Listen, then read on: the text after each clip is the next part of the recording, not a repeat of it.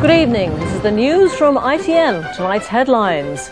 A huge car bomb in Johannesburg kills 9 and injures 100. 2 Protestant men are shot dead in County Londonderry. And Shearer strikes, but Blackburn lose ground on United.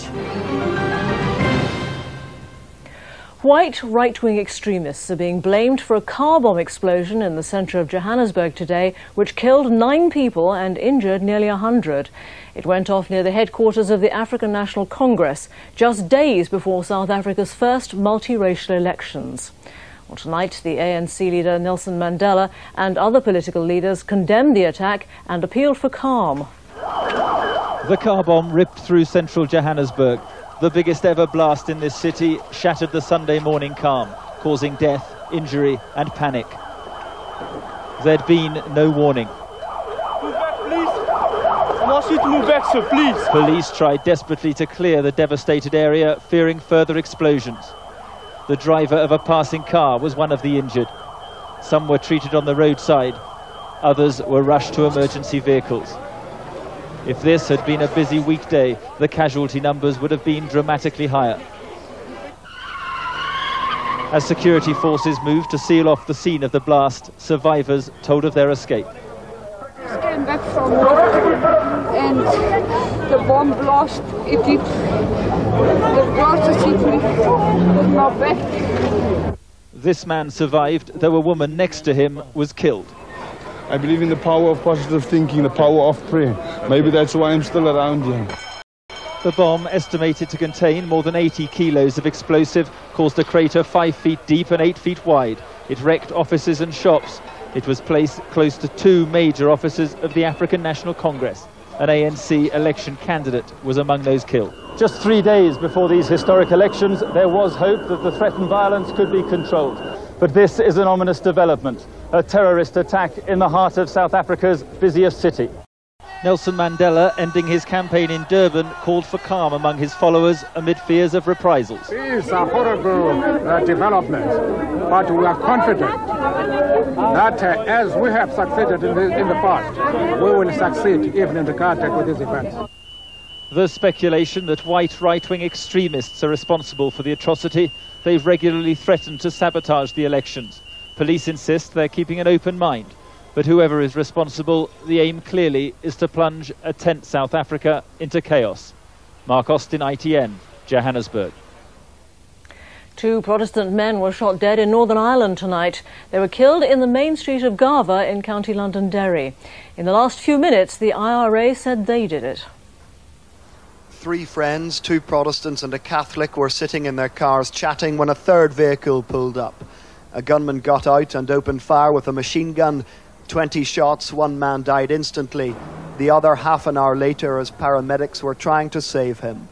The bullets also hit the 3rd man. He's in hospital, but his life is not in danger. One of the dead is a former member of the Ulster Defence Regiment. The other had no security force connections. The IRA are being blamed for the attack, and local people believe their motivation was sectarian. This is the 2nd attack in Garva inside a month, and as such it gives the lie to those who talk hypocritically about peace. The shooting will be another bitter blow to the vast majority of people here who are desperate for signs of peace. As they wait, the gunmen on both sides are sticking to their own bloody agenda. Republicans have now killed 3 people in 4 days. Johnny Irvine, ITN, Northern Ireland. British and French UN helicopters today successfully airlifted the first of hundreds of wounded people from the besieged Bosnian town of Gorazde to Sarajevo.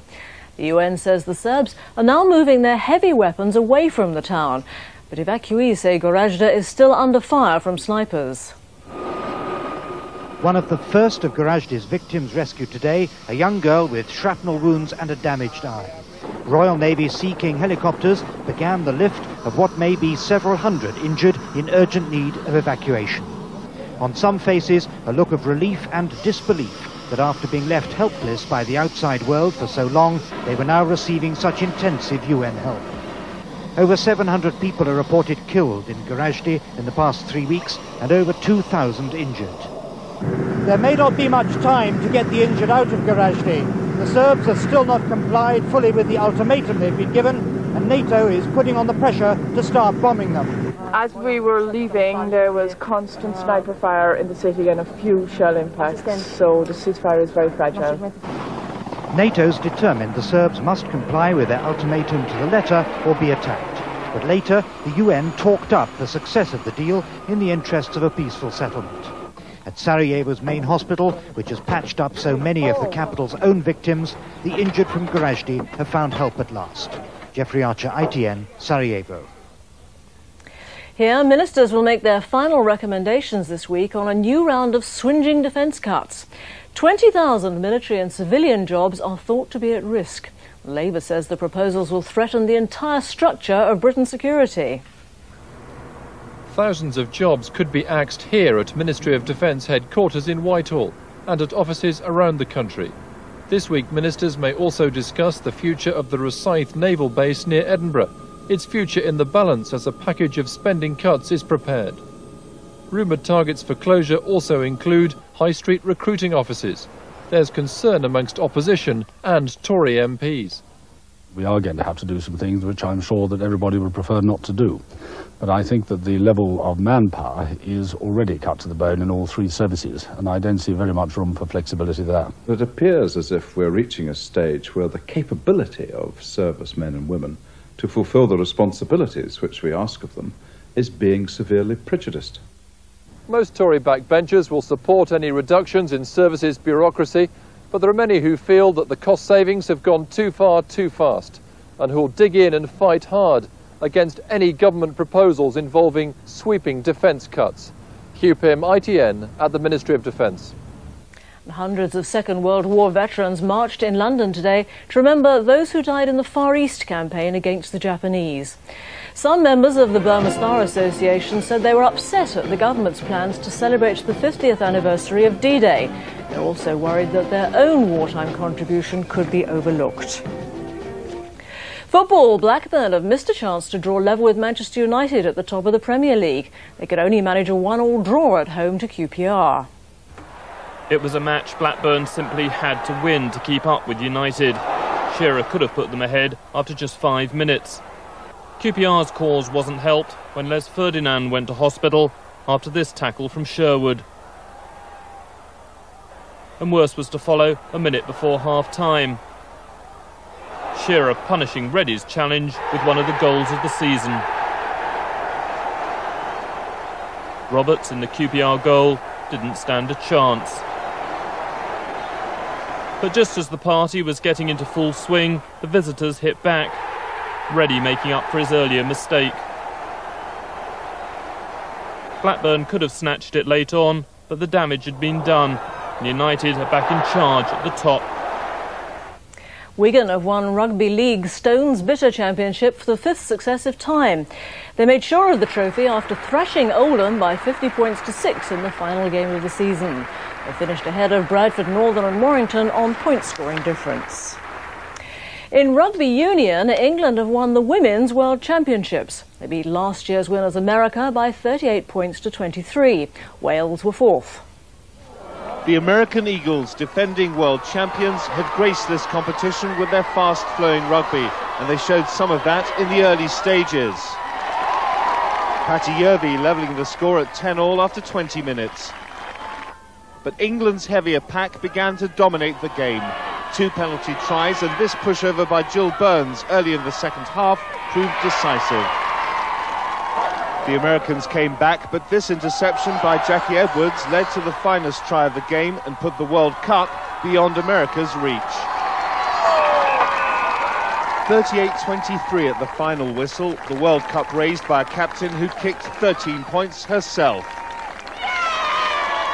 And the American backs were very, very good, and we knew from the first try that we had to play it very tight and keep it in the forwards and keep it in the box and that kind of thing, and it paid off. A decisive victory for England, who'd begun as underdogs. Glenn O'Glaser, ITN, Edinburgh.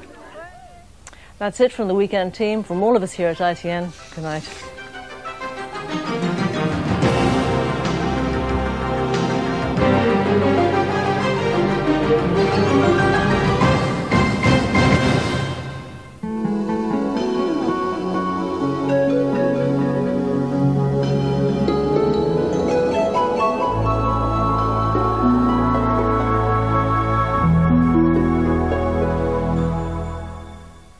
Well, good evening. Well, it's quite a mild day in some places today, but I think as we head through this coming week, well, things turning very unsettled, showers, longer spells of rain, and tomorrow in particular, I think things turning a little bit cooler.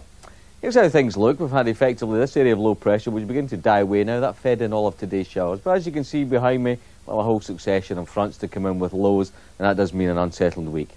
That's in the future. Let's go back to tonight. A possibility yet of the odd thunderstorm just clipping past the far southeast.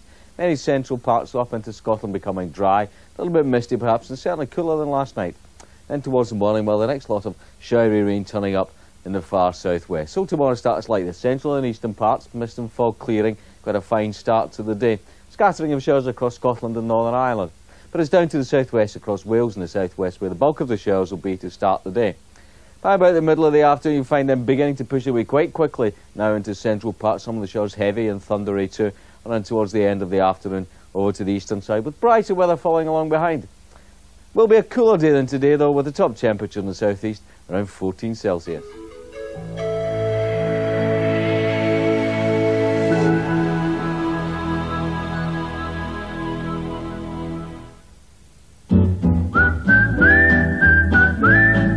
Central Weather, sponsored by Legal & General. Hello again. Well, this evening in the central region, any showers will slowly be dying out, with more moving in later on to affect the west, but not so much the east. And indeed, tomorrow the east will start dry, but with fewer sunny spells than today. The showers from the west will have reached all but the far east by midday, spreading to all parts later on, though, with thunder in places, but brightening in the west by the end of the day. That's it for now. Bye-bye.